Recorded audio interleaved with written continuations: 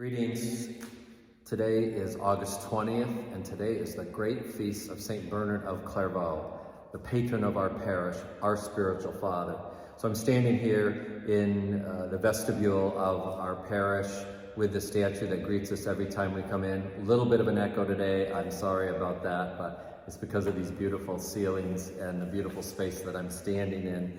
A little bit about Bernard of Clairvaux. He was born in 1090 and died in 1153. He was one of 7 children, born into a noble family in Burgundy, France. And all of the children, through the guidance of their mother and father, were devout. And Bernard, though, was sent away, and he studied, became a very learned man, and really of French nobility. And at 22, he entered to the monastery. And when he entered the monastery, not only did he go, but several of his brothers, some uncles, and other friends went with him. So they say about 20 men total entered the monastery with him. Kind of his attraction and his charism that bringing people together, and how important that was. Within 3 years, they asked him to go forth and found a new monastery. And that first monastery was in Clairvaux, which is the Valley of Light. How beautiful that is, the Valley of Light, kind of clear view you can kind of see from that clarity and gulf of view. So a beautiful reminder to us of who we are under our patron saint, that we really want to live in a valley of light in his love and goodness. One of the things as I've been reflecting and praying with St. Bernard of Clairvaux these past few days is I think the one thing that stands out to me is his profound sense that he was loved by God.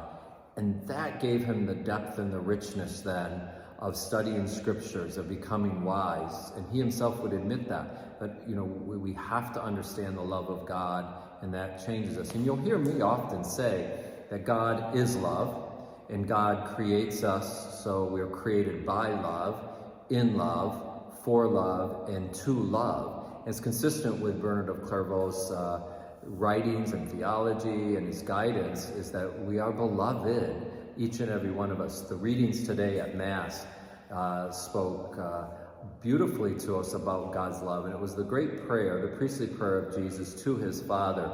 And at one point he says this, he says, "Father, I thank you, for they are a gift to me." Who is they? All of us, you, your family.